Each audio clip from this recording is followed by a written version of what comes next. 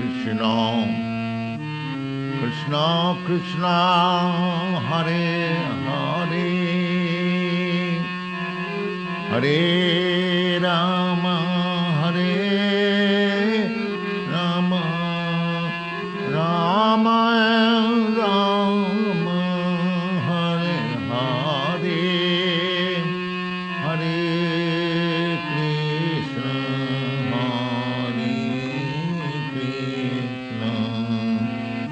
Krishna Krishna Hare Hare Hare Rama Hare Rama Rama Rama Hare Hare Hare Krishna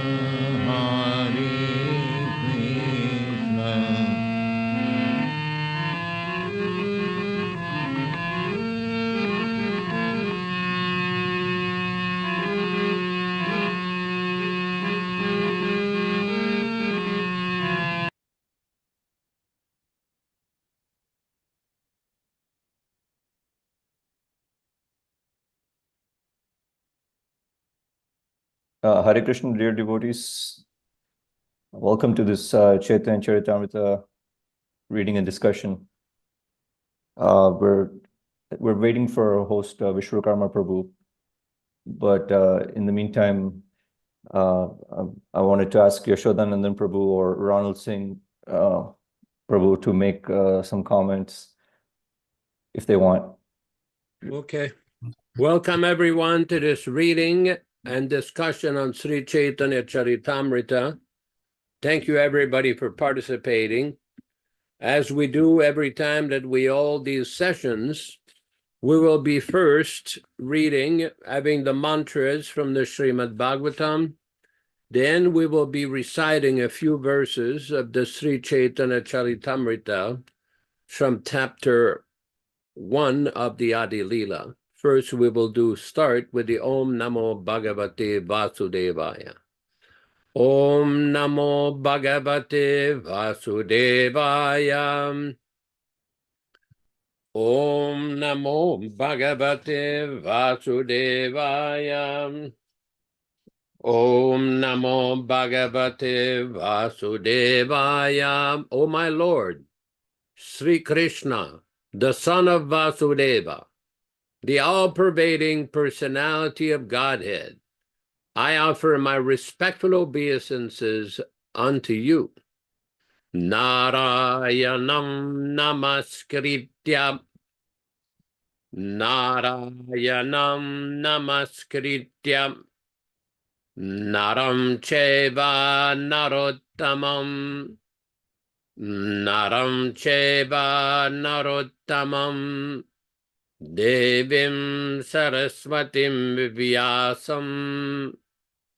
Devim Saraswatim Vyasam. Tato Jayam Mudirayet. Tato Jayam Mudirayet.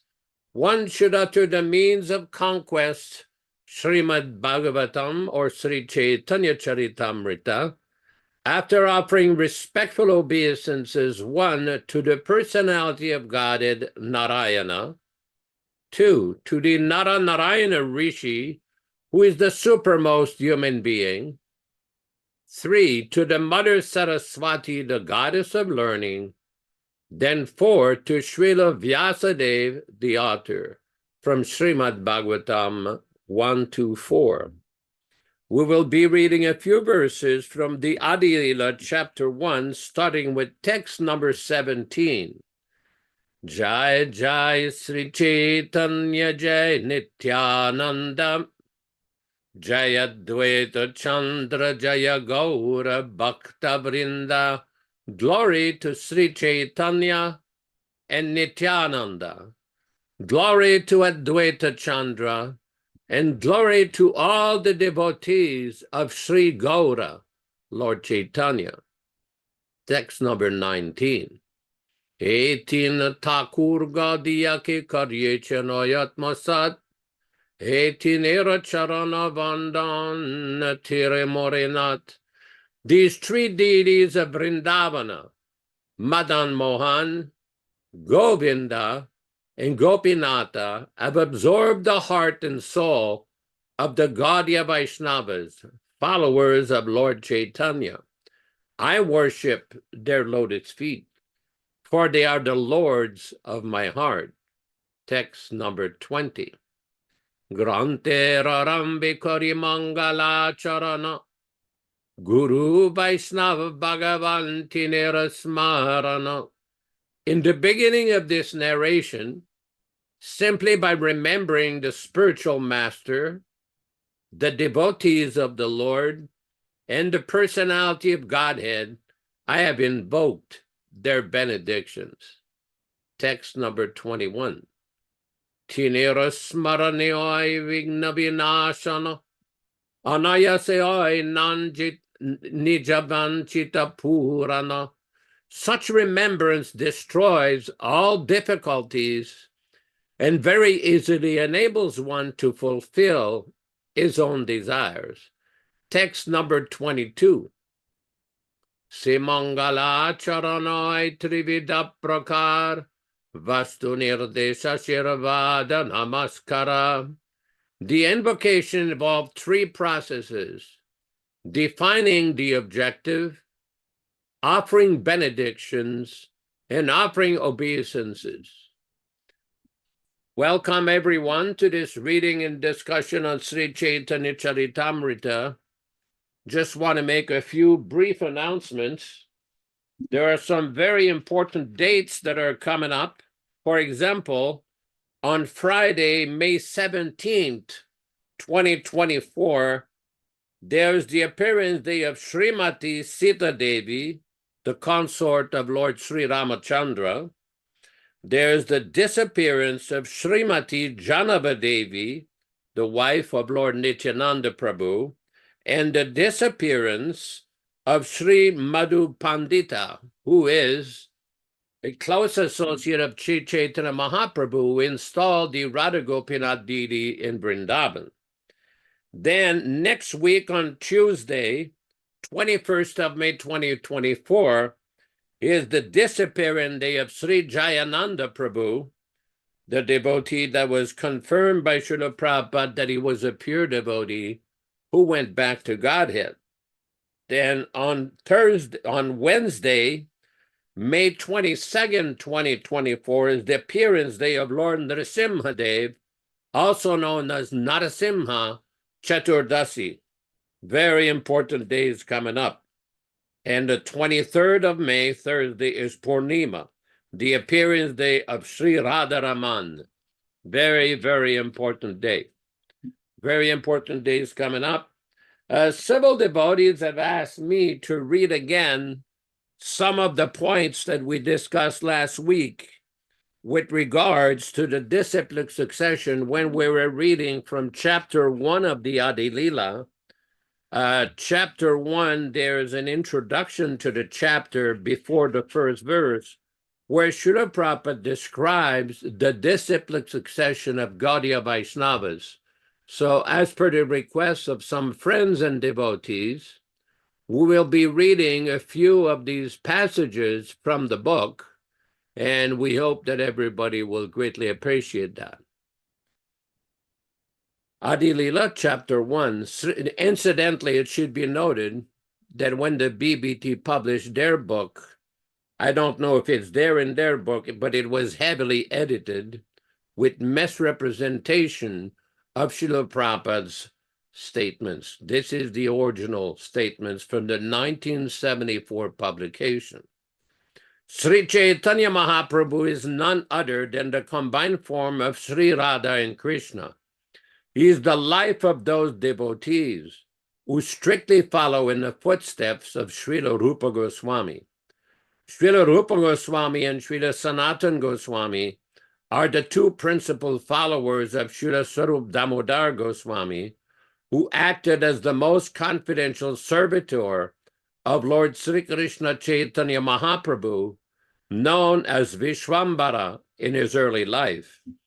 A direct disciple of Srila Rupa Goswami was Srila Raghunatha Dasa Goswami. The author of Sri Chaitanya Charitamrita, Srila Krishna Das Kaviraj Goswami, stands as the direct disciple of Srila Rupa Goswami and Srila Raghunath Das Goswami. The direct disciple of Srila Krishna Das Kaviraj Goswami was Srila Narottam Das Thakur, who accepted Srila Vishwanath Chakravarti as his servitor. Srila Vishwanath Chakravarti Thakur accepted Srila Jagannath Das Babaji, who initiated Srila Bhaktivinoda Thakur, who in turn initiated Srila Gaurkishore Das Babaji, the spiritual master of Om Vishnupad, Srila Bhaktisiddhanta Saraswati Goswami Maharaja, the divine master of our humble self. Since we belong to this chain of disciplic succession from Sri Chaitanya Mahaprabhu, this edition of Sri Chaitanya Charitamrita will contain nothing newly manufactured by our tiny brains, but only remnants of food originally eaten by the Lord himself. Lord Sri Chaitanya Mahaprabhu does not belong to the mundane plane of the three qualitative modes. He belongs to the transcendental plane beyond the reach of the imperfect sense perception of a living being. Even the most erudite mundane scholar cannot approach the transcendental plane unless he submits himself to transcendental sound with a receptive mood. For in that mood only can one realize the message of Sri Chaitanya Mahaprabhu. What will be described herein, therefore, has nothing to do with the experimental thoughts created by the speculative habits of inert minds. The subject matter of this book is not a mental concoction, but a factual spiritual experience that one can realize only by accepting the line of disciplic succession described above. Any deviation from that line will bewilder the reader's understanding of the mystery of Sri Chaitanya Charitamrita, which is a transcendental literature meant for the postgraduate study of one who has realized all the Vedic scriptures, such as the Upanishads and Vedanta Sutra, and their natural commentaries, such as Srimad Bhagavatam and the Bhagavad Gita. This edition of Sri Chaitanya Charitamrita is presented for the study of sincere scholars who are really seeking the absolute truth. It is not the arrogant scholarship of a mental speculator, but a sincere effort to serve the order of a superior authority whose service is the life and soul of this humble effort. It does not deviate even slightly from the revealed scriptures, and therefore anyone who follows in a disciplic line will be able to realize the essence of this book simply by the method of oral reception.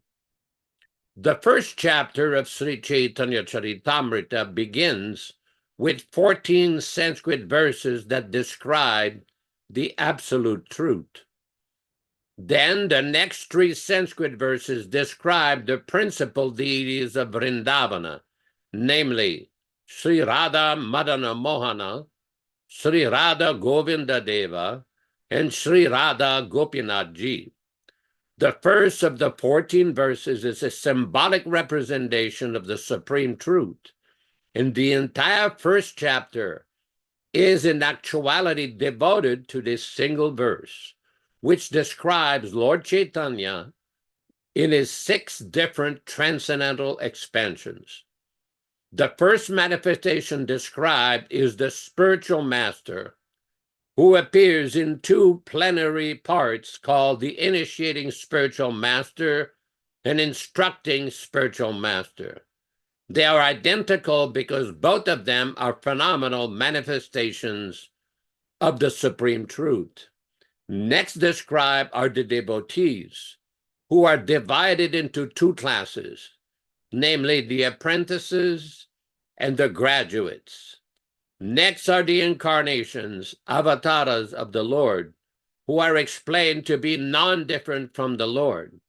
These incarnations are considered in three divisions: incarnations of the potency of the Lord, incarnations of his qualities, and incarnations of his authority.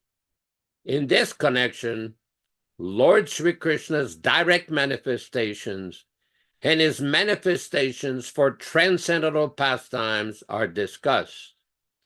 Next considered are the potencies of the Lord, of which three principal manifestations are described: the consorts in the kingdom of God Vaikuntha, the queens of Dwaraka Dhama, and highest of all, the damsels of Vraja Dhama.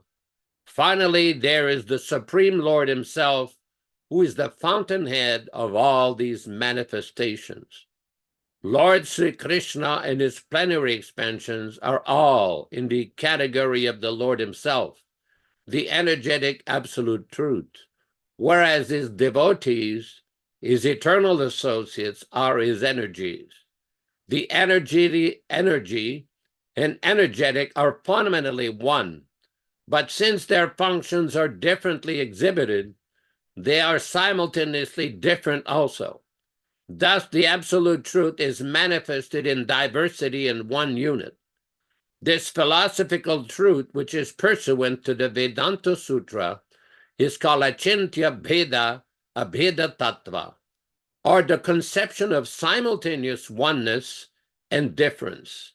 In the latter portion of this chapter, the transcendental position of Sri Chaitanya Mahaprabhu and that of Srila Nityananda Prabhu are described with reference to the above theistic facts. Now, one of the points that's to be understood here, in the third paragraph of this presentation by Srila Prabhupada, he describes any deviation from that line, he's referring to the line that he had previously described above, will bewilder the reader's understanding of the mystery of Sri Chaitanya Charitamrita, which is a transcendental literature meant for the postgraduate study of one who has realized all the Vedic scriptures, such as the Upanishads and Vedanta Sutra, and their natural commentaries, such as Srimad Bhagavatam and the Bhagavad Gita. One point which we've many times discussed is some of the statements by Srila Prabhupada in the second paragraph. In the second paragraph, Prabhupada explained that Narottam Das Thakur, who accepted Srila Vishwanath Chakravarti as his servitor. Now, as a matter of fact, both of these great transcendental personalities were never on this planet at the same time. Narottam Das Thakur already departed back to his Goloka Lila before Srila Chakravarti was born. How did he accept him as a servitor? In other words, in what sense is Prabhupada describing that Vishwanath Chakravarti accepted Narottam Das Thakur as his guru? There is another lecture where Prabhupada describes that Vishwanath Chakravarti accepted Narottam Das Thakur as his spiritual master. Now, all of these things are very important because later on in that same paragraph, Prabhupada explains Srila Bhaktivinoda Thakur, Jagannath Das Babaji, who initiated Srila Bhaktivinoda Thakur. Now, Bhaktivinoda Thakur had received a formal official initiation from one Bipin Bihari Goswami, but Srila Prabhupada never put much emphasis on that initiation. There are reports that at one point, Bipin Bihari Goswami had criticized Raghunath Das Goswami because he had appeared in a Vaishya family. He had made some comments. some negative comments, and such Bhaktivinoda Thakur did not pursue any further relationship with him. But Prabhupada is describing how Jagannath Das Babaji initiated Bhaktivinoda Thakur. How did he initiate him? In what sense of the word is Srila Prabhupada describing this? It is meant to be the transmission of transcendental knowledge. Now, it's quite important to note that many of the editors, the pseudo-editors of the BBT and BBTI and the BBP, the Bhaktivedanta Book Publishing, that they've chosen to edit those words of Srila Prabhupada as they appear in his original 1974 Sri Chaitanya Charitamrita. And their explanation when they were challenged is that it does not conform to their understanding of initiation in ISKCON. Oh, really? I see. In other words, why is it that they had to change Prabhupada's words to conform to their ideas? Are we dealing with a revival and modern day caste Brahmanism to try to control everybody with their so-called understanding? We have to clearly understand how Srila Prabhupada is using the words initiated and initiation. Prabhupada used these words in many different contexts. And we should be very, very careful. No one has the authority to change or to edit Srila Prabhupada's significant words, because we see later on in the third paragraph, Prabhupada said, any deviation from that line is described in the second paragraph. Prabhupada describes what will happen. It will bewilder the reader's understanding of the mystery of Sri Chaitanya Charitamrita. In order to understand these very highly elevated literatures, one has to follow strictly according to the current Acharya, which is His Divine Grace A.C. Bhaktivedanta Swami Prabhupada, the foremost Acharya of the Gaudiya Sampradaya, the current Acharya, the current link. By his accomplishments, by fulfilling the mission of Sri Chaitanya Mahaprabhu all over the world, he has clearly displayed his amazing potency and how he was the chosen ambassador of Lord Chaitanya Mahaprabhu. For those who do not accept and want to present their understanding of the disciplic succession, good luck. You are disconnected.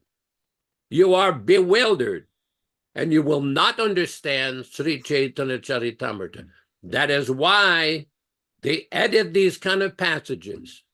They edit them because it doesn't conform to their speculation, to their tendency to create a monopoly on spiritual advancement. This is quite significant that Srila Prabhupada, in the Madhya Lila of Sri Chaitanya Charitamrita, in one of his purports, he very clearly explains that when one is engaged in some deviation, sometimes he may join with a party that claims monopoly on spiritual advancement. Very dangerous. We have experienced also, since the departure of Srila Prabhupada in November of 1977, various individuals claiming how they were the chosen successors, the appointed ones, the anointed ones, who had a special understanding of Prabhupada's teachings. Well, if they understood Prabhupada's teachings so well, why did they change them? Why did they change them? Very important comment from Garuda Prabhu. He's mentioning here, Dravida Das personally told me, let me get the chat here so I can get the actual comment. Dravida Das personally told me that he changes anything in the Chaitanya Charitamrita that doesn't make sense to his understanding of the philosophy that's not current with ISKCON society standards. Oh, really? Well, your standards have come at odds and in contradiction with Srila Prabhupada's teachings in many ways. Now, this particular edition of this program is not meant to discuss all of these various deviations, which are well known to various participants in this program. We do know their concoctions, their deviations, their fabrications. As a matter of fact, I just want to point out recently it's come to my attention that both Garuda Prabhu and Gupta Prabhu both have published a book in which they're describing how to understand the position of the Acharya and why one should not clean up or edit the words of Srila Prabhupada. Very important for Garuda Prabhu. If you're there, maybe you can say a word or two about this publication which you've had. Are you there, Prabhu? Sishodanandanaji, Hare Krishna, Hare Krishna. I deeply appreciate your comments. And again, my pranams to all that's here, Vishwakarmaji. Yes, this book was a result of 6 years of scrupulous research and analysis of every single change that Jayadvaita made in Prabhupada's Bhagavad Gita as it is. I have looked at every single change and evaluated every single change. And I can tell you that 90%, maybe I'll be a little generous, 80% are simply useless changes, and if not useless, disruptive and even offensive changes. And the 20% that I might give him were, even if they were good changes, they were not meant to be changed in the book. They can be considerations in an annotation, in an endnote, but you don't change the master's book. You don't change any author's book. What to speak of the Acharya's book?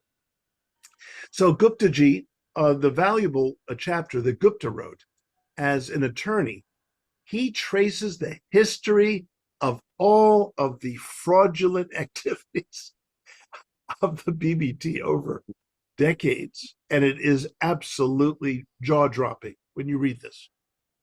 My chapter that comes last, his is the penultimate chapter.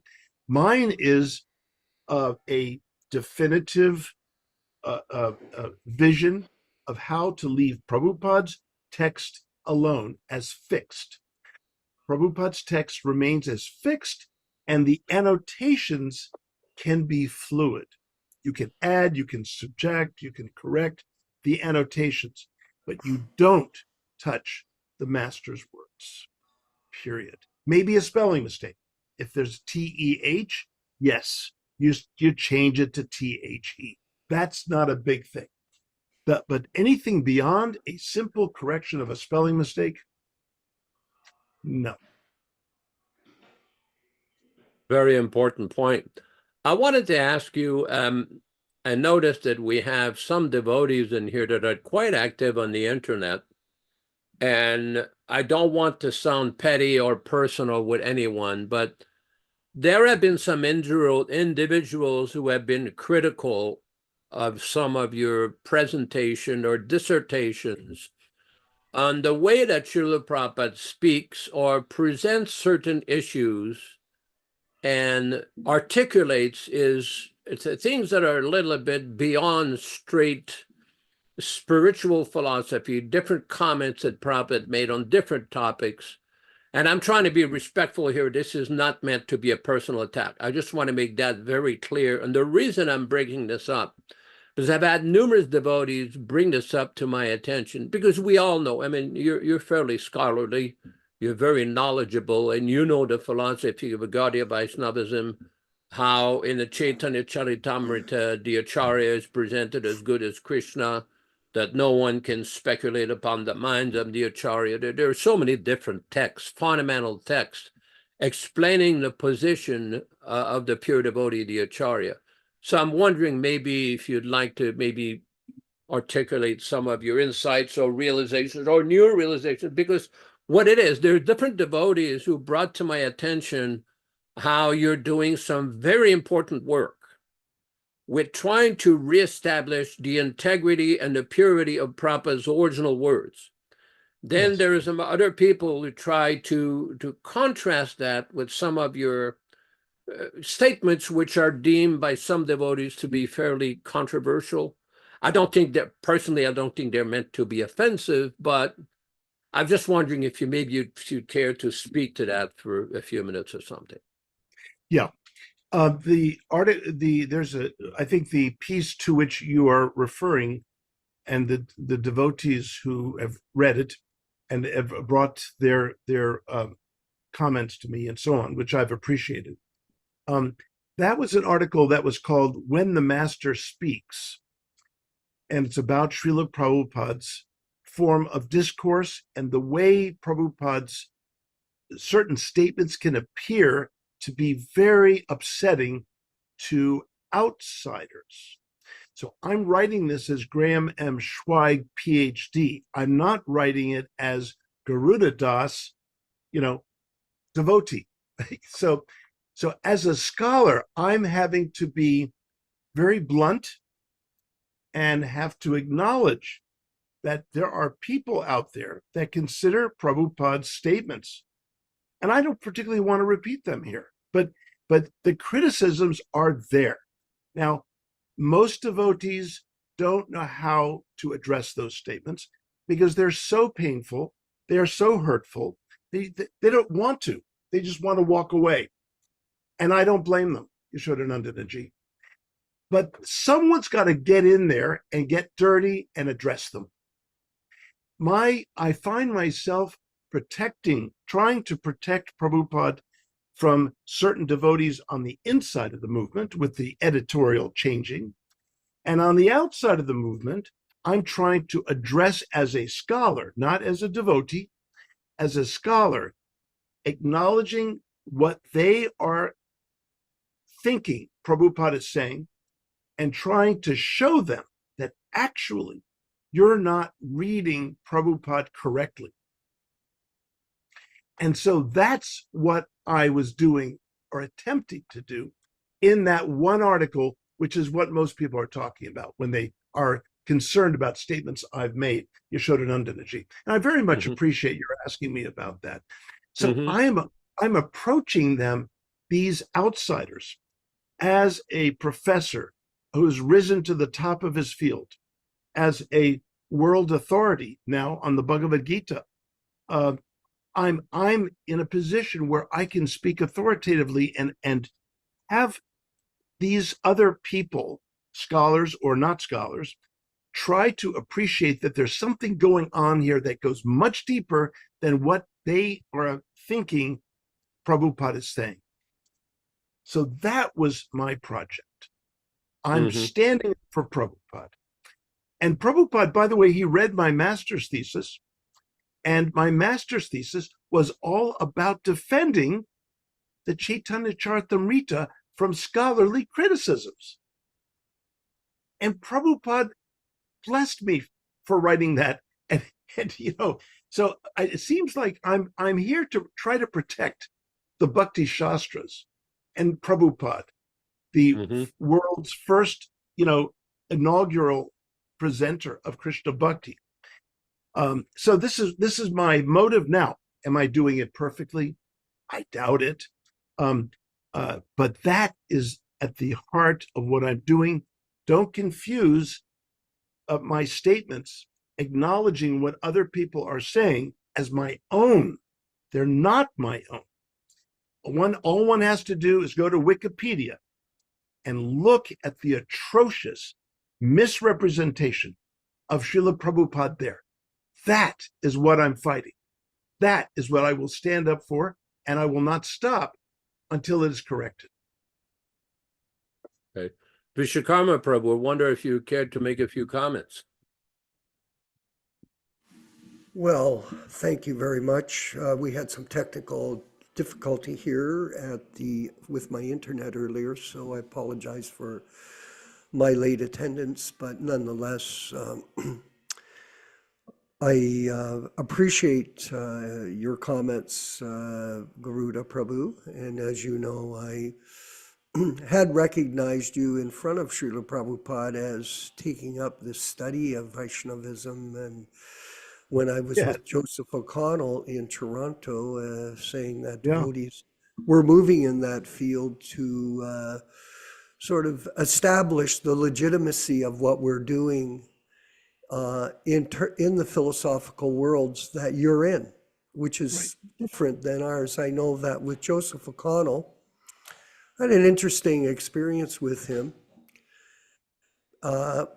because I used to speak regularly at the University of Toronto for his classes. And I was in Mayapur in 1975 at Gaur Purnima time, and we went down to the river Ganges, and the Ganga was there, and it was 11:30 at night. So the idea was that we would take bath at midnight under the full moon, all the brahmacharis. We were brahmacharis at the time.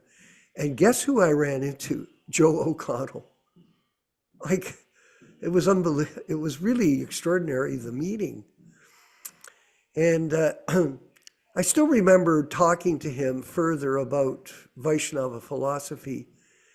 And he said to me, he said, you know something, it's really hard. I'm not sure if I really understand that Lord Chaitanya is God. So the academic world is a world of confusion, especially in terms of this field of study, because Krishna consciousness is not understood through academia. It's through bhakti yoga.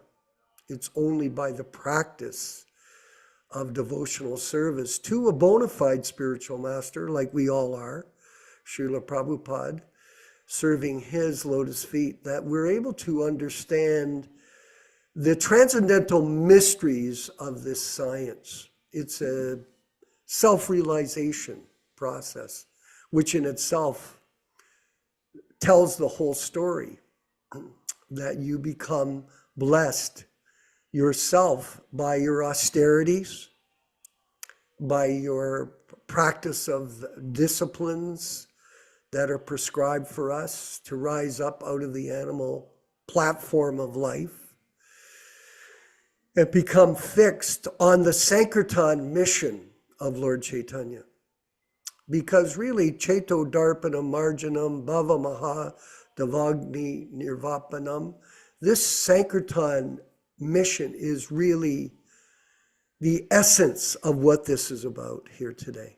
And really what you're trying to do, and we do appreciate that, is establish the principle of Sankirtan, of the position of Lord Chaitanya and the position of Guru, with a proper understanding for the benefit of everyone. So this is preaching. The preaching mission is the essence of what we do. And this is the way that we can become spiritually enlightened, because it is really the fruit of spiritual life that we're looking for, the taste. And Lord Chaitanya described that. I think the prayers of the Sikshastakam prayers represent the total essence of this, everything that we do here. And if we look carefully into them, we'll be able to get a deep understanding of the mysteries of Krishna consciousness, which are very, very difficult to understand. Why? Because we are insignificant in this universe. We absolutely are specks of particles of the Lord's creation. And it is by the mercy of Srila Prabhupada. It's interesting, Prabhu, that you're so focused on presenting Prabhupada as the bona fide Acharya, because such a soul is so rare. And the people that follow him, that become his disciples, are also very, very rare people. And we have a wonderful opportunity to move forward and protect this legacy. This is the idea, because the legacy, as you were mentioning, I thought it was quite relevant here. You were saying about Drivida and his whimsical comments. Very, it's Prabhupada talks about third-class men. How can a third-class man edit the truth of a first-class man? I'm paraphrasing, but this is the idea that third-class people are not in a position to do this. And somehow or other, by false ego and association with the great person, they become sort of infatuated with their knowledge, let's say. A knowledge they think they have, but they don't have. Can I tell you just one quick anecdote that Yes. I experienced in the BBT building after I gave a whole talk in the LA Temple about the editing? I'm sitting there on the couch with Dravida to my right, and Yeah. Rameshwar is in front of us. And Rameshwar said, for Garuda's sake, I'd like to ask you again, why did you change the passage in the Chaitanya Charitamrita where Prabhupada said, when the jiva is in the Tatastha Shakti, you changed it to the jiva is the Tatastha Shakti. Why did you change it? Dravida said, because it doesn't make any sense. The four other places where Prabhupada talks about the Tatastha Shakti, Prabhupada says the jiva is the Tatastha Shakti. So I changed it back. I made Prabhupada consistent. I looked at him. I said, who are you to make Prabhupada consistent, inconsistent, to make Prabhupada anything? And he said, well, Garuda, it doesn't make sense. How is the jiva in the Tatastha Shakti? I said, right off the bat, I can tell you how it makes sense to me. He said, how? I said, when Prabhupada says the jiva is the Tatastha Shakti, now I'm speaking very much as an academic and theologian, he's making an ontological assertion. When he's speaking how the jiva, when it is in the Tatastha Shakti, he's making an existential assertion. Dravida looked at me with his jaw dropped. He said, well, I never thought of that. I said, Dravida, why do we have to wait for you to think about anything and read Prabhupada's books through your thinking? Why are we forced to do that? I feel, maybe I'm not as intelligent as you, Dravida, but you know what? I'd like to find out myself whether I'm reading Prabhupada's books correctly or not in good association in Sangha. But I don't want you controlling the Vani of our spiritual master. So that was quite an event. Well, I think that the point is that we all of us in this group are aware of the hypocrisy that's taken place, the heresy that's taken place in the ISKCON movement since Prabhupada's departure from the material plane here. And it is unfortunate. It is actually, Prabhupada, it's a tragedy.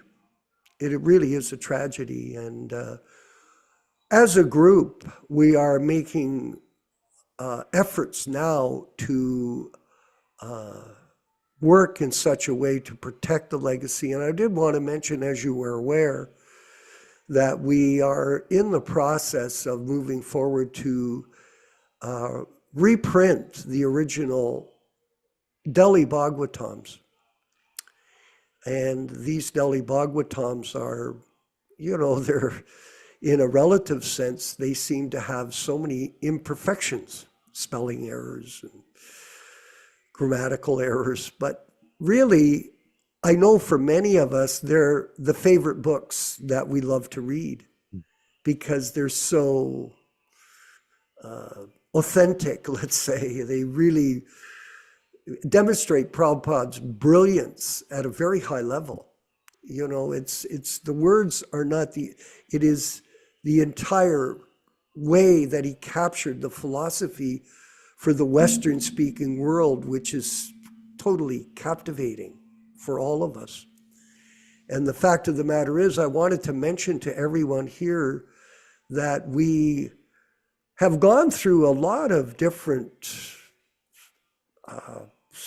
obstacles to get to this point. And one of them was the funding of it. And we launched 20 days ago the GoFundMe campaign to provide the Lakshmi for the publishing, which is, to me, a great service that we've been blessed with, all of us. The opportunity to step up and make a contribution to this vital project of printing the books, not only printing them, but distributing them after to sincere people that want to become Krishna conscious and go back to Godhead by the mercy of Srila Prabhupada. That is the mission here. To perform Sankirtan in this particular way. And it is such a great opportunity for everyone to be a part of this. And everyone that has donated, I have to say, yesterday, I spoke to a Sankirtan devotee in San Diego. And during the day I was with Ron Singh, we were discussing different aspects of the work that we do every day in this service. And this person was cross-examining me.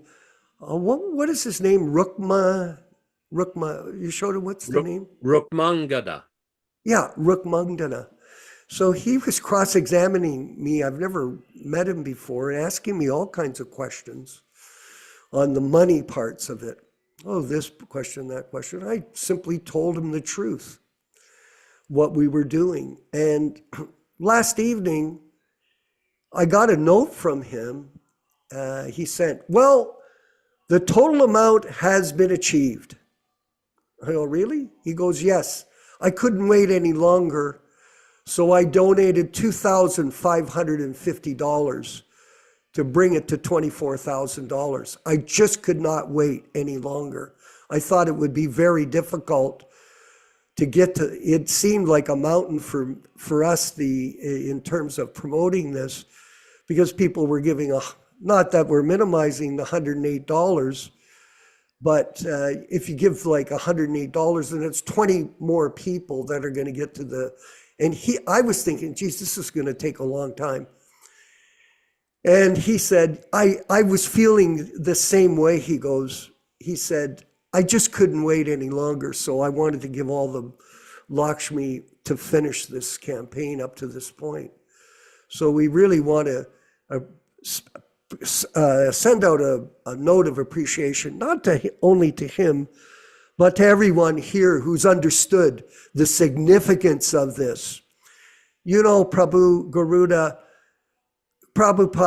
sent me a letter after I bought the Toronto temple. And he said to me in the letter, this is a topmost triumph for Krishna. Now, when you look at it in a certain perspective, because Toronto is one of the major cities in the world, and the building that we purchased was carefully selected. Prabhupada had inspected the building the year prior to our purchase, and they said they would rather burn it down than sell it to A.C. Bhaktivedanta Swami. That was their response, the Missionary Alliance. And, you know, when I was in India, Prabhupada had me come to his room in 76 and speak to him with Krishna Das Babaji about how we tricked the Christians into selling this building to him through our service. It was really great. It was actually one of the highlights, of my life, of course, to sit there in Sridham Mayapur for 45 minutes and explain the story while he translated it into Bengali for Krishna Das Kaviraj, the famous kirtan leader from the Gaudiya Math. So the three of us sat in his room. So it was a great moment. But I can say this, that this project here of preserving the books and presenting the original Delhi editions is really the greatest service that all of us could do in 2024. There is nothing bigger than this, because the temples may fail, the devotees may fail, and we've seen that. But Prabhupada's books will not fail. And if people don't understand that and realize the benefit, then I don't understand why they would come to this Krishna consciousness movement for any reason, because they have not understood what this is about. This movement is a transcendental movement, not of fault finders, not of criticizers, not of people with whimsical behavior. This is a movement for people that are serious about the Krishna conscious preaching methods that Prabhupada introduced when he came to New York City. This is very important. And if we enter into this pastime together as a group, which we are, and this is the first step, is to do these books. And then after that, what are we going to do? More and more and more and more. It's just like real estate. People don't know how to buy 50 buildings. I always tell them, this is the way you do it. First you buy one, then you buy two, then you buy three, then you buy four. Then you go on and on and on and on, and you build your little real estate empire. The same way in any project that you undertake. First you do one, then you do two, then you do three, and on we march together as a team in the Prabhupada Disciples Association, Hare Krishna Society. And we want everyone here in this group to celebrate this success together, because it's because of all of you that this is taking place, and this is in real time. This is in real time. This is not philosophy. This is devotional service in action. Yashodanandana, Prabhu, please. Thank you very much for making these points, and thank you, Garuda Prabhu, for mentioning these various insights and realizations you have. Personally, I've never been a very enthusiastic or fond of personal attacks and insults with various devotees who don't agree with the institutional party line. I'm very much fond of open discussion, open debate, without fear of recrimination, harassment, ridicule. This is not the Vaishnava practice. One time, with Achindananda Swami and myself, when we were in Udupi, we were invited to visit a little village called Admaru. And this was a village that there is one of the Ashtamatas, one of the 8 principal monasteries in Udupi, called Admar Mat. They come from that little village. And the Swami, who was one of the 8 Swamis in Udupi, brought us to his place. And he had cooked this very elaborate feast of traditional Vaishnava Kannada cooking, which was quite amazing. This is things you can't buy in the market, the way they were cooking. And he had assembled a whole group of Brahmins to cook this very elaborate feast. And then he wanted to have a discussion with us about traditional Vedic debates. And the first thing he says, well, in traditional Vedic debates, with either Smartas or Shaivites or Mayavadis, you don't just start arguing. That's not how it works. The first part of the debate is what is acceptable as evidence, which Shastras are evidence, which commentaries of which branch of the Sampradaya or sub-branch are acceptable. Because you can't just start making arguments unless you have an acceptable criteria of evidence in Shastras and commentaries. Because what we have in our movement is a boatload of opinions, different resolutions, different institutional directive, different, in other words, the original evidence method has been trounced because of that change. Let's say we were to have a debate on any issue.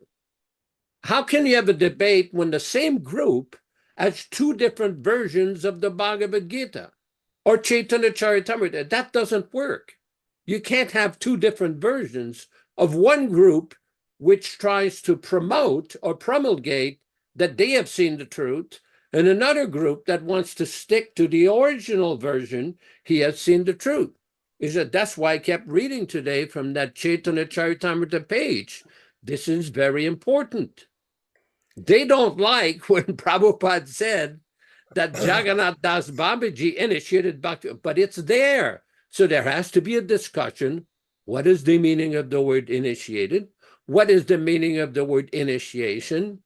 What does that mean in Prabhupada's context, not according to the speculation of an editor in San Diego? See, this idea that we have to reinterpret Prabhupada's ideas to fit into our institutional party line, this is simply nonsense. Prabhupada Excellent. never said to do that. And what I'm seeing is many devotees that try to bring up these points, again, are subject to harassment, ridicule, insults, blasphemies, and some of them are even subjected to physical beatings, to physical assault.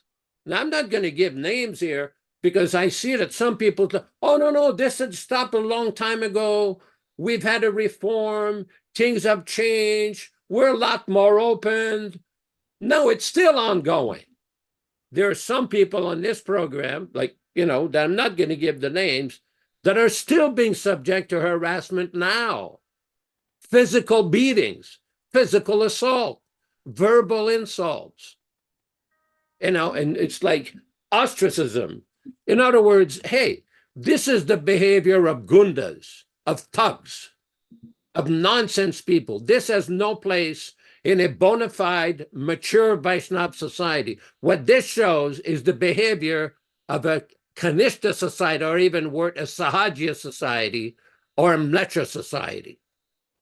In other words, if you don't have a clear understanding of what Prabhupada is trying to say, I don't care what topic it is, whether it's the book change, or women, or treatment of devotees, or protection of children, or Guru Tattva, well, Prabhupada has written about it. And a big question comes up, why is it that after Prabhupada, like somebody just asked me recently, why is there so much confusion? Didn't Prabhupada write enough? Didn't Prabhupada say enough on these topics? Did Srila Prabhupada, the leader of our Krishna consciousness movement, did he not give clear instruction in 1977 before we depart? That's what Prabhupada used to say about his Guru Maharaj. The fact is that he did. Whether those instructions were made available to the persons in charge in 1977, 78, that is another question. Whether they concealed it, suppressed it, repressed it for 10, 12 years, that is another very important question. Whether all the devotees that had been requested by Srila Prabhupada to come to Vrindavan to be with him in October of 1977, were they told by the leaders? Were they informed? Now, these are questions that are very significant because it brings the issue of credibility. If somebody has lost their credibility, they don't have a position to try to admonish everybody else that they should accept their version of events, what Prabhupada really meant, what Prabhupada already intended, according to people in the ivory tower. We have to ask some hard questions, some difficult questions, because it's just like when people ask me some of their questions, I must confess, I don't have all the answers. I know Prabhupada does. I know Prabhupada explains, just like he explains in that Chaitanya Charitamrita purport, that if we don't accept that description of disciplic succession, somebody is guaranteed to be bewildered. And that's why open discussion has to take place. So rather than accuse somebody, and even sometimes people will lose their temper. Oh, if so-and-so don't stop discussing this issue, I'll have my disciples kill them. Oh, I'll have my disciples beat them up. Oh, really? You and his army. You think that will suppress the truth? Do you think that this will suppress Prabhupada's teachings? Your interpretation? Because we see right now there's a complete breakdown in devotees having faith and respect for their authorities because they see so much problems, unsolved problems, lack of discussion, lack of open, straight accountability, lack of open dialogue. We often hear monologues. We're in charge, we're in top, or do as we say, otherwise here's the door, or we beat you up. Well, I'm sorry, this is not going to last. That kind of propaganda is not lasting now. Devotees are not accepting this dictatorial mentality, this brute mentality, this Gunda mentality. What this movement is lacking in intellectual virility. What does that mean? That you're able to articulate your points, and if somebody adds questions or challenges, you're able to deal with it in a sane, responsible, cool-headed way, not like a Gunda. But a Gunda take the stick and tries to beat you up. Brahmins don't do that. Kshatriyas deal with stick and swords. Brahmins deal with words. They're a very interesting story. It's pretty long. We won't deal with this now. In our Bhagavad Gita, there is one acharya named Vyasatirtha. Now, Vyasatirtha was a very prominent, and Garuda Prabhu knows the whole history of this, in the Madhva Sampradaya. And he wrote a book called Nyaya Amrita, which was a big challenge to the prevailing Mayavadi ideas at the time. It's basically a compilation of all the writings and various points that all the Advaita Pandits, including Adi Shankaracharya, everything they wrote, and he showed all the contradictions. So then afterwards, there was a big scholar from Bengal named Madhusudana Saraswati, who used to live in Bari. He wrote a big book called Advaita Siddhi, attempting to refute all of the points of Vyasatirtha. So what happened? He used to give lectures on this book. So two Madhva scholars disguised themselves as Mayavadis with the Bhashma, and every day they used to go take lessons from Madhusudana Saraswati. And when they finished their whole lessons, they presented him with a complete refutation of his Advaita Siddhi. Oh, that was like, he became very angry and threw their book in the Ganges. Well, obviously, they still have copies of it. So then the Mayavadis said, we cannot accept this. No one can refute our dear Advaita Siddhanta. So then they had another followers of Madhusudana named Brahmananda, not the ISKCON Brahmananda. He's a very saintly Vaishnava scholar. But this Brahmananda was a big follower of the Advaita philosophy. He attempted to refute what these two scholars had written against the Advaitas. So then there was another follower of Madhva from Bengal named Vanamali Mishra. He wrote a refutation. This went on for a couple of 100 years. There's a lot more details with this. And some of you, if you're inclined to do so, you can look on Google and research the whole story. But the point that I'm making, that even though they had differences, okay, they had differences, they didn't threaten one another. They didn't beat up one another. They didn't play games like what they played with you, Garuda Prabhu, and other people on this call. They dealt with the philosophy. And when they had questions, they dealt with it. Our movement is nowhere this level of intellectual and devotional maturity. They have a lot of growing up to do. A lot of growing up to do. And that's all for now. And as I like to say, to whom it may concern. And I'm sure we understand who it's directed to.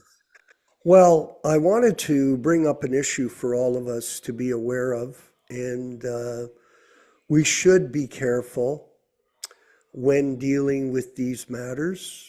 With the ISKCON group, we had a situation where a couple moved to a particular place in America, and when they didn't cooperate with the local authorities on the ISKCON policies of guru initiation and change books, they became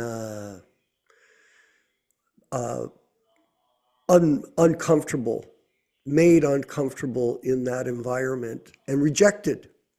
Now, this weekend, we had a situation where Ron Singh was beaten at the Sacramento Temple by a Prabhupada follower who was opposed to his presentation of our philosophy that Prabhupada is, in essence, the guru, and the books shouldn't be changed. And this person, who was twice his size, ran at him and beat his face, injured him, and he had to go to the hospital. Today I spoke with Ron, and he got the MRI reports that in the back of his head, which was injured. He could have been killed. He could have been killed. Violence.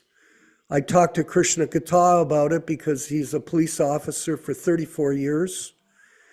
And he gave me the insight that these charges should be assault and battery, because assault is just the attack and battery is the actual inflicting of bodily harm. And this guy showered down punches on Ron Singh, all because he was representing the truth to these people. And not only that, Garuda, the people in the ISKCON congregation lied to the police. Lied to the police. And therefore they went and put handcuffs on Ron and threw him in the van after he was let out. So this is something we should be aware of. And Krishna Gata, just so everybody knows, was the key witness against Tirtha, who murdered Sulochan back in the 80s under the direction of Radhanath and Kirtananda. He was the key witness. We can have him speak next and tell how it was his testimony that put this person in jail for life. And then subsequently, Prabhu became a police officer for 34 years and was recognized as one of the top police officers in his division in California. Maybe you could speak a bit, because it's important to know, Prabhus, be careful.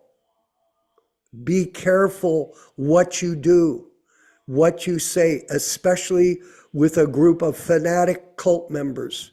Krishna Kata, please. All right, so these points are all incredibly, important. And the only comment I think is important for me to say right now is that Ron's okay, and a head injury is serious. Okay, I've seen a lot of persons shake it off and say, I don't need to go to the hospital, and the next day they're bleeding from the brain. So he did finally go and check himself out. And he needs to actually go back again and just have them do another EKG, just brain scan, just to be on the safe side, because it's not something you want to take lightly. The other thing is, just to qualify, so I was a police officer sworn for 17, and then I worked for Secret Service, private sector for 17. So it's a combined 34 years of law enforcement. But I think the important part is I was acting as a nighttime security in Los Angeles in the early 80s, because motorcycle gangs and other thugs, not devotees, were bashing windows out of the vehicles parked along Watsika and throwing Molotov cocktails and stealing things out of the car. So I took this on as a service, and I witnessed a lot of things. And the word got to New Vrindavan, and so I was approached by this Tirtha. And look, I'm not proud of some of the ways that I acted as a result of Sulochan being murdered. I didn't have anything directly to do with his murder, but I witnessed so much that I was approached and said, why didn't you do anything about it? And I said, well, I was tricked. I was told that he was just there to deliver a message for Kirtananda. So the entire time that I started to, make this a career, my other arrest is not as famous, but it's just as important. And it's something that we all need to remember to do, is that Prabhupada taught us that we not only have to follow Krishna's laws, the laws of nature, but we have to follow man's laws. We have to be above reproach.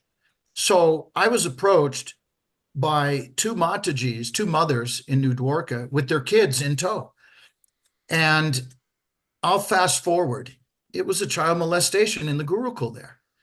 So I'm carrying handcuffs. I was the security guard. So I approached Kurma, who was the teacher there. And I could tell right away, based on my line of questioning, that he didn't want to be in that room. So I blocked the door. And when he tried to push me out of the way, I handcuffed him and I called the Los Angeles Police Department. Anyway, fast forward. He spent 34 years of his entire 34-year sentence without parole for molesting several children in that Gurukul. So this is how we're supposed to act. It's not that we shove it under the rug and pretend it's not there. We take action. The laws are there. I've read them. The books are very thick for each division of laws: penal code, vehicle code, business and professional code, health and safety code. There's so many. So it's not like we all go out and become police officers. That's not my point. But we have to utilize the police to start a paper trail. So Ron did that. He made a police report. This is important because when you are building a case and you say, oh, yes, this happened, if you have no way to document it, then it didn't happen. So Ron did the right thing. And he's a complete innocent victim here. And this thuggery that we saw in the early 80s apparently hasn't left. Apparently. All right, so that's, I could go on forever, but the best news is like what you said. The Toronto Temple was an incredible triumph, yes. But all of these devotees that have performed this amazing service to their capacity for printing Prabhupada's original books, this is the triumph of 2024. And I appreciate you saying that, Vishwakarma, because you're right. That's all. That took a big man to say that, because you're very proud of that Toronto Temple, and you rightly should be. But at the same time, these are what Prabhupada wants us to do. This is the service that endures beyond the temple buildings, right? So thank you for letting me talk, but it's enough police stuff for one time. Well, I think Hare Krishna. Today's show or program has been very unique for our programs. Normally we do verses and that, so sometimes things go in a certain way, and this is the nature of association. We're all discussing, and I'd like Ron Singh, if he could just give a few comments, if he's by the microphone, on the event, whatever he's thinking and feeling about it, for everyone's information. Ron Singh, please. Okay, so regarding the incident, first of all, let's congratulate the devotees online who have contributed their time, their money by sharing the links, by watching our program, the reading and discussions. Many devotees have shared the links on Facebook, social media, and by this collective effort and well-wishing of the devotees, we have approached this milestone. This has never been done in the Krishna consciousness movement, where a group of devotees have gathered around here. And it's a mix of senior devotees, meaning who are in their late 70s, late 60s, who directly participated with Srila Prabhupada. They preached with Srila Prabhupada. They traveled with Srila Prabhupada. And we have that blessing here. So congratulations to all the devotees, and thank you to all the devotees for donating. Our spiritual movement here, when I mean here is all over the world, is just starting up now, So thank you very much. And now regarding that incident that happened, I'm fine. He ran at me with his fists clenched and trying to punch me. So he fell down while running. I guess he tripped on his dhoti or something. And then he got up again and tried to assault me with his fists. And then he was not able to do that. But I guess when the devotees were pulling him away from me, he was able to swing and hit the back of my head. That that was what happened. And then the police, well, actually what happened was there were many witnesses. And I said, look, Udayananda Prabhu, you have assaulted me. And one guy said, oh, you tripped him. Oh, I didn't see anything. So this is the type of people we're dealing with in the so-called ISKCON movement. They will conspire amongst each other. They'll make you look like a criminal, and they'll do anything to propagate their lies. So the police officer came and then took the statement, and I saw all these people who are, conspiring with the police officer, and the police officer said, "You ripped your own shirt, and then you tripped that guy." And the majority of the people are saying that you started it.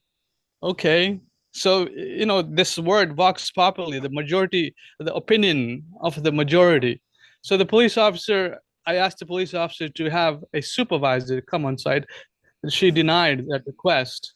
So it's one of those things that we as followers of Srila Prabhupada and followers of Srila Prabhupada's original books, we should be very careful when we associate with such people.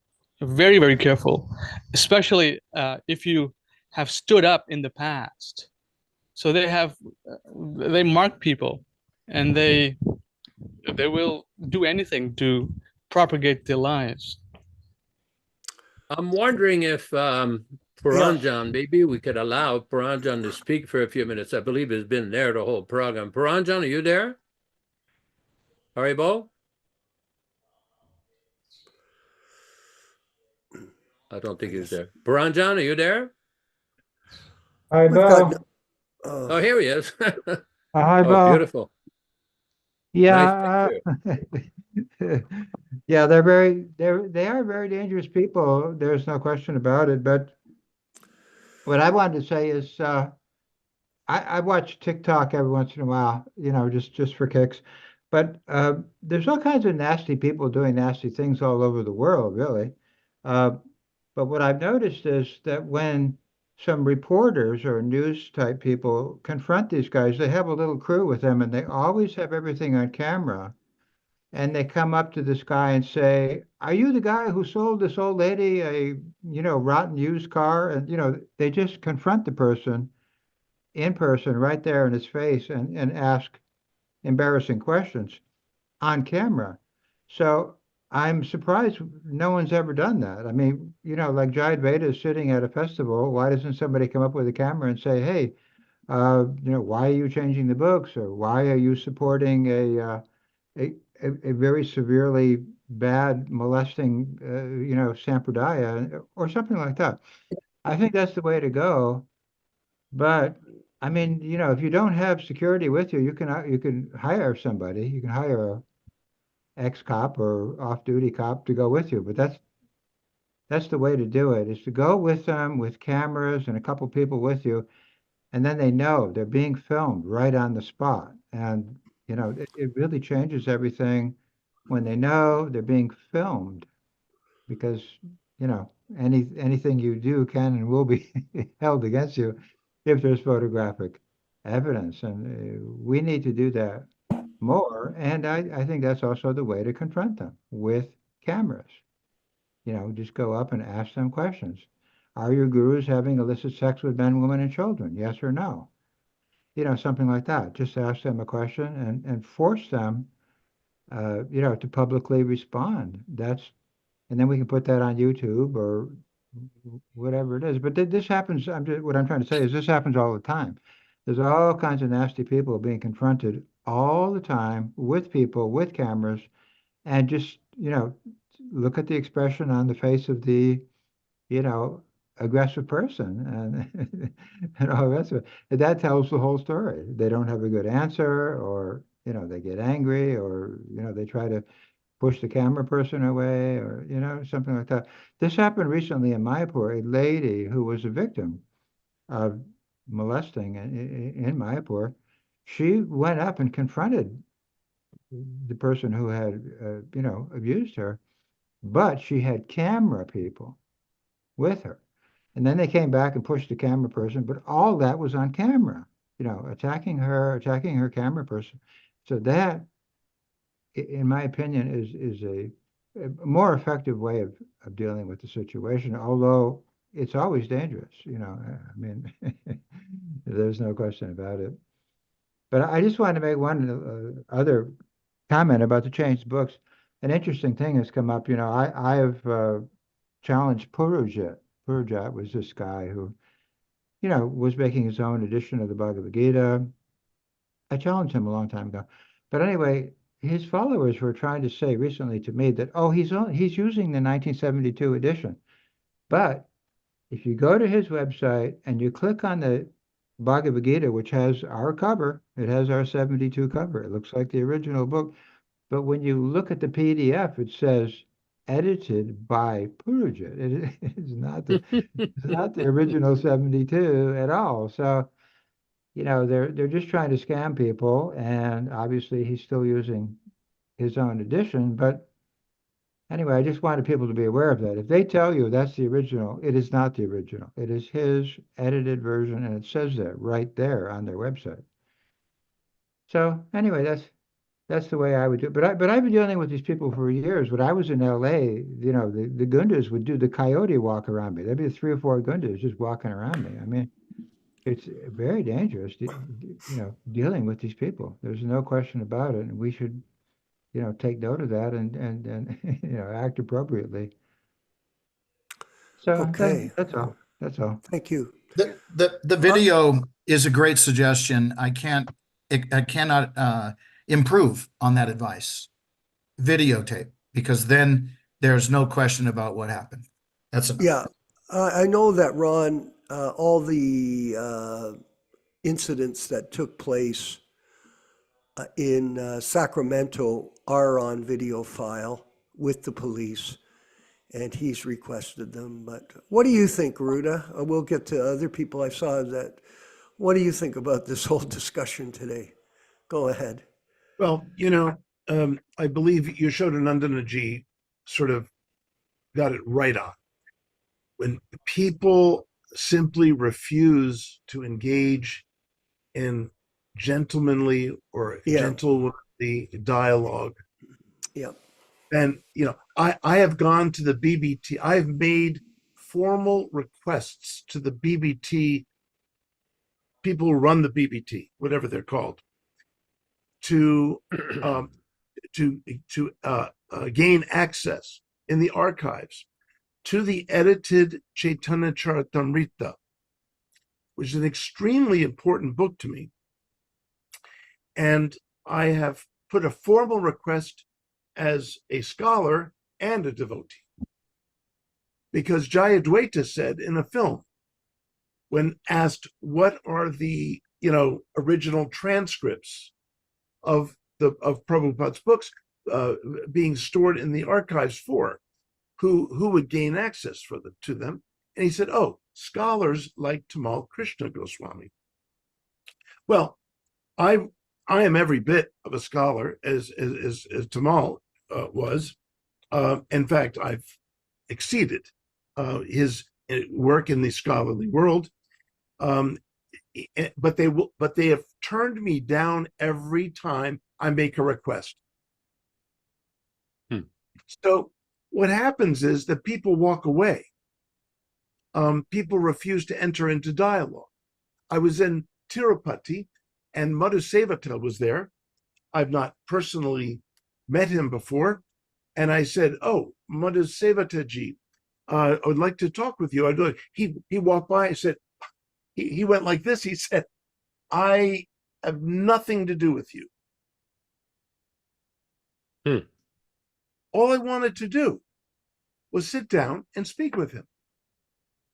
Now, at least Brahma Muhurta sat down with me and spoke to me, and I said, "Brahma Muhurta, you and I don't agree on a lot of things," and that was back in 2019. He's come around more, by the way.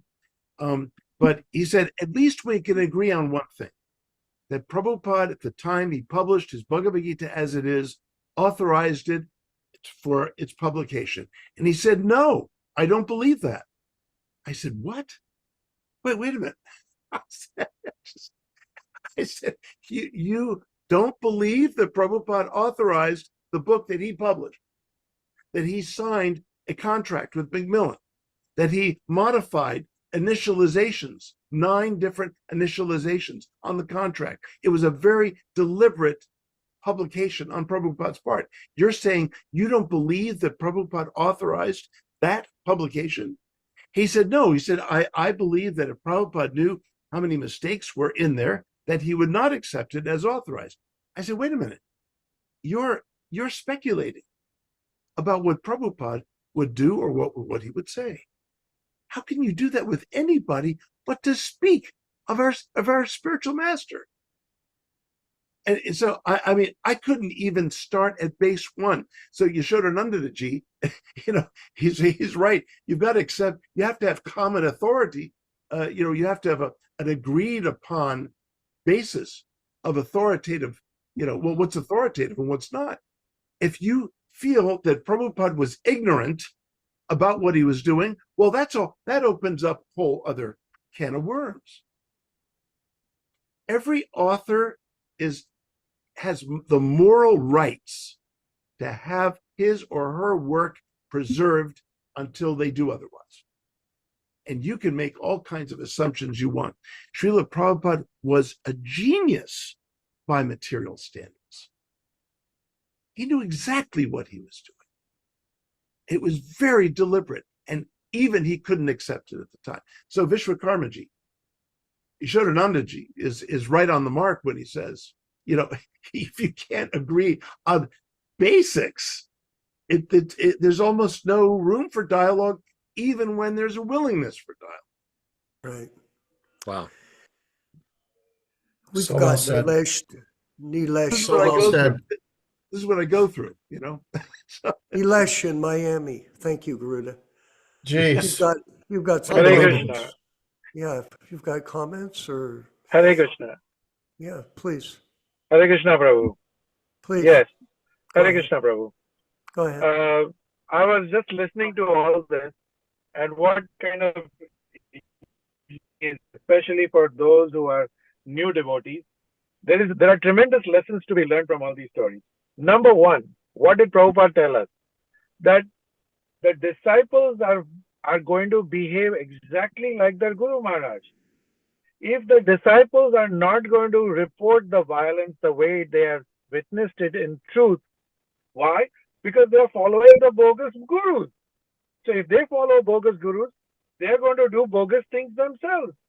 If I'm going to follow Kanishta Adhikari, my evolution in Krishna consciousness will be up to his knowledge. If I'm going to follow a Madhyam Adhikari, I'm going to be up to that level. But if I follow an Uttam Adhikari, a bona fide source, I'm going to reach my final destination. Bhagavatim Gatim. So what new could you expect from such people? Yes, out of compassion, we try to reach out to them, but be warned that Krishna has not bestowed upon them the mercy of listening to the original bona fide spiritual master. Jivas like me who were ready to be initiated by one of the fake gurus, I had made all the provisions. And it is only through Krishna's blessing, it's only through Prabhupada's mercy that Prabhupada dragged me literally with his hands on my neck and dragged me away from that particular position. So not everybody is fortunate for such a thing. So if I have duped Krishna in my previous life, Krishna is going to dupe me by giving me a fake guru. And if you as a representative of Prabhupada is going to come and try to transform me, don't expect anything better from me, because I have surrendered myself to a bogus guru, so I am going to be bogus. So that is number one. Number two, we may think that, this all happened in the 80s, all this abuse and everything. Look at what happened recently in the installation of Narsingha Deva deities in the TVOP. The very people who are in the middle of this whole child abuse were given prominent positions. ISKCON is no different today than it was in 1980s. People need to understand that. And that is why we need to follow what Yashananda Prabhu and everybody is talking over here, is avoid their association. And many people have told me, senior devotees in Alachua, is that The people who are in ISKCON, who are in charge, they are incorrigible. They are not going to change. They are not going to change. They have resolved themselves to this particular slippery path, and they have gone down the slippery path way too low, and it is beyond any retribution. So all those new devotees realize what you will become if you were to follow the fake gurus, and what you will become if you follow the true bona fide spiritual master, the Tattva Darshina. Then you'll know the difference is it? right away. You don't have to even go through any of it. Hare Krishna. Hare Krishna. Somebody named Kevin G has some comments there. Go ahead.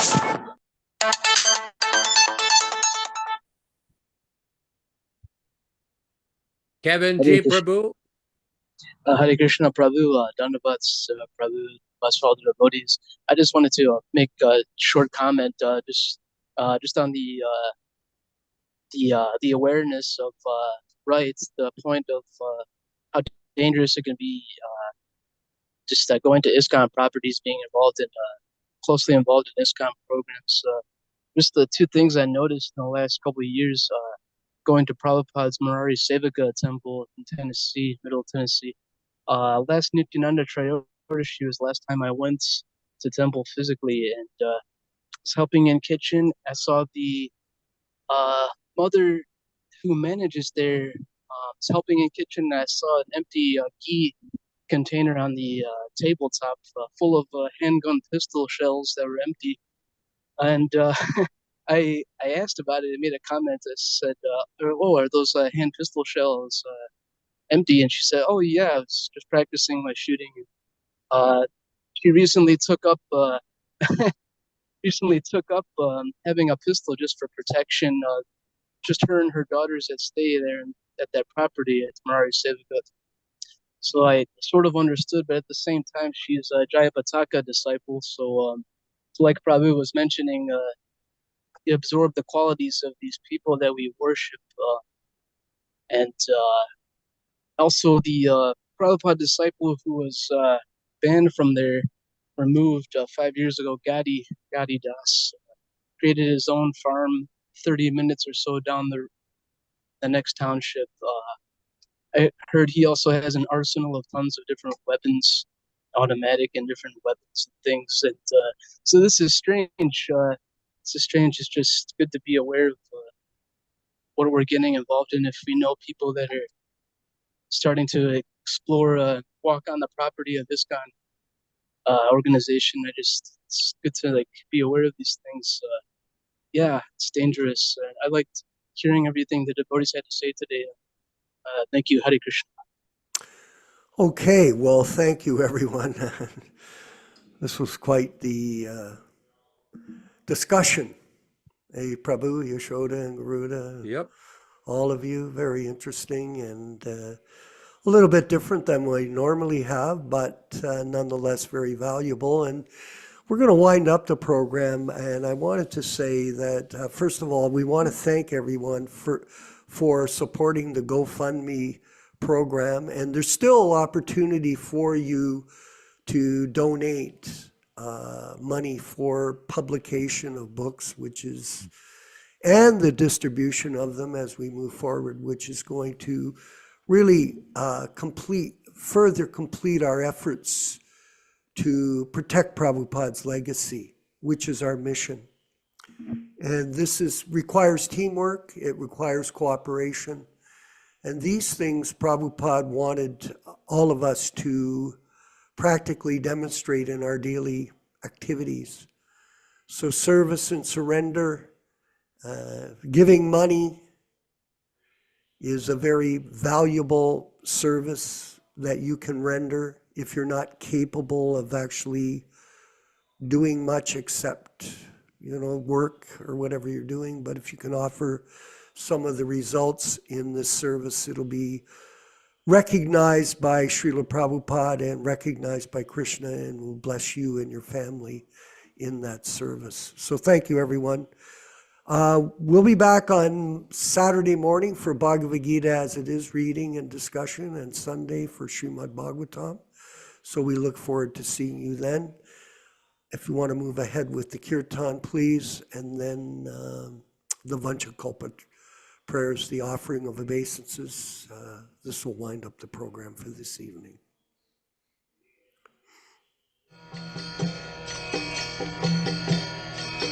Hare Krishna, Krishna Krishna, Hare Hare, Hare Rama,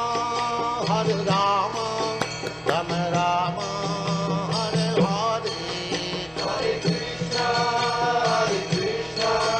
Krishna Krishna, Hare Hare, Hare Rama, Rama Rama, Hare Hare. Hare Krishna, Krishna Krishna, Hare Hare, Hare Rama, Rama Rama, Hare Hare. Hare Krishna, Krishna Krishna, Hare Hare, Hare Rama, Rama Rama, Hare Hare. Hare Krishna, Krishna Krishna, Hare Hare, Hare Rama, Rama Rama, Hare Hare.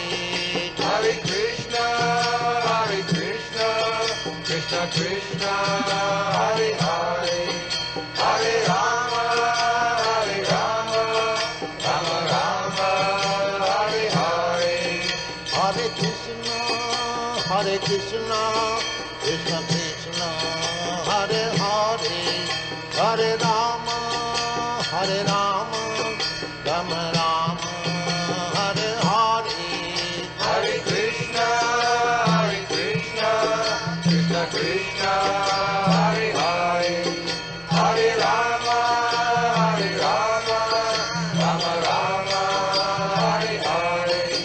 Hare Krishna, Krishna Krishna, Hare Hare, Hare Rama, Rama Rama, Hare Hare. Hare Krishna, Krishna Krishna, Hare Hare, Hare Rama, Rama Rama, Hare Hare. Hare Krishna, Krishna Krishna, Hare Hare, Hare Rama, Rama Rama, Hare Hare. Hare Krishna, Krishna Krishna, Hare Hare, Hare Rama, Rama Rama, Hare Hare. Hare Krishna, Krishna Krishna, Hare Hare, Hare Rama, Rama Rama, Hare Hare. Hare Krishna, Krishna Krishna, Hare Hare, Hare Rama, Rama Rama, Hare Hare.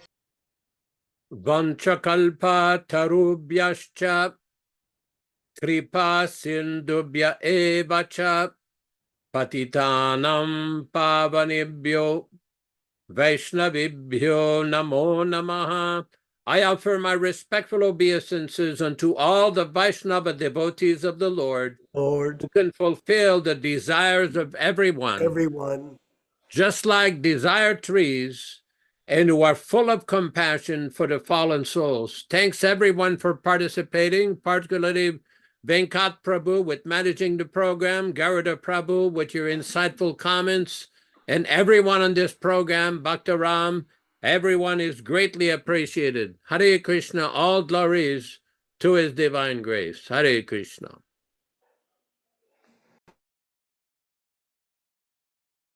Deham Sri Guru Sri Juta Padakamalam Sri Gurum Vaishnava Vangsha श्रीरूपं साग्रजातं सहगण रघुनाथान्वितं तं सजीवं साद्वैतं सावधूतं परिजनसहितं कृष्ण चैतन्य